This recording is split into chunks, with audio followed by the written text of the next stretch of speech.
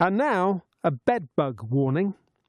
There are more bed bugs around, apparently, because of the hot summer that we've had. Apparently, they reproduce quicker in the warm weather, so there are more of them around. Lovely. What you should do, and how many of us really do this, what you should do is vacuum your bed at least once a month to try and get rid of bed bugs. And, says one expert, don't ever sit down if you're using public transport. Now that seems a little bit over the top, doesn't it? But this is the advice from bed bug expert David Cain, who's from Exterminators Bed Bugs Limited. It does seem a little bit extreme, but when you've had the advantage of mapping across multiple years the density and location of bedbug infestations in a city, you start to realise that the pattern is the same as the pattern of public transport. Now, are you talking about the tube in London, or are you talking about we need to be careful here in Lincolnshire on the bus and all over the place?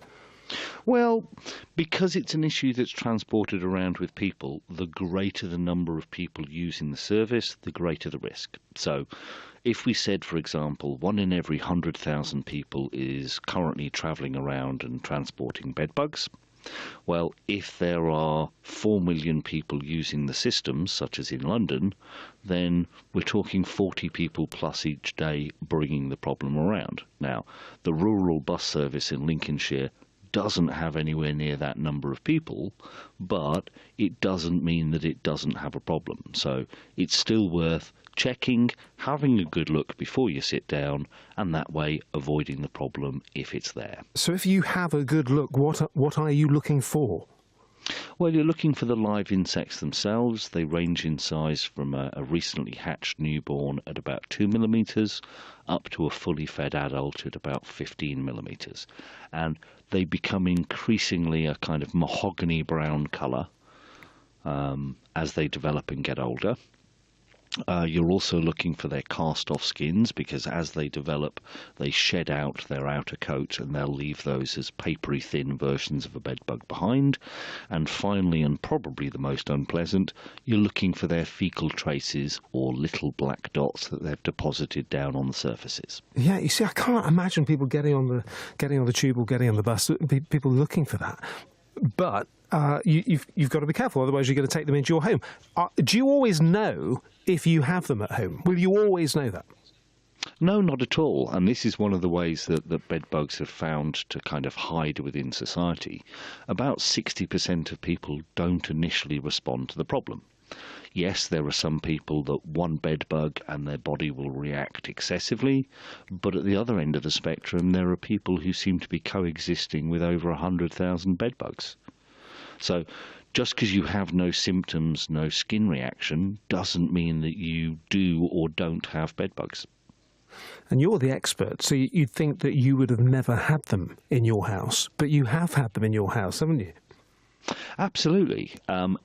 It's a kind of occupational hazard. If I'm going to go into places with 100,000 bedbugs crawling all over the place, then there is a small risk I'll take one of them home with me.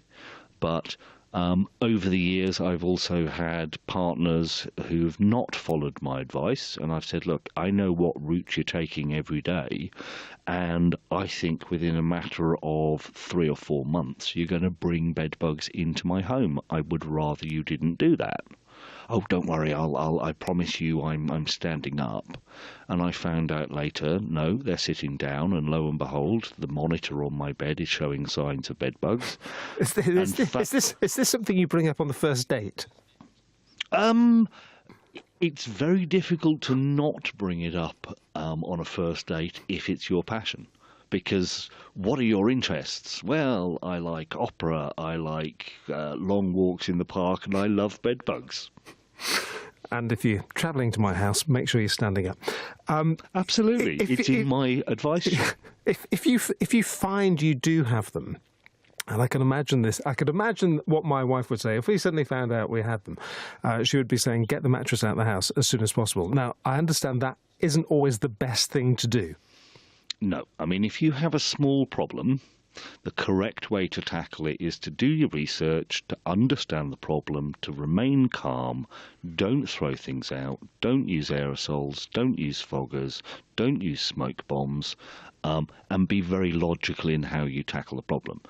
If you go home tonight, turn your mattress over and there are a couple of thousand bed bugs looking at you, don't attempt to do that yourself. You need an experienced professional, because you don't want the problem being spread.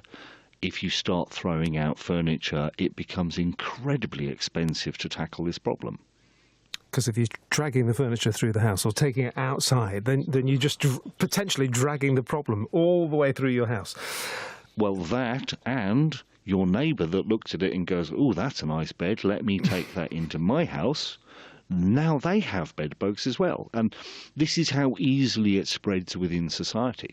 It is a bit squirmy talking about things like this, and people don't like talking about bed bugs, and I think we're all probably a bit ashamed if we were to say to somebody, oh, we had to sort out a problem in our house yesterday, we had bed bugs. I don't think that conversation would take place.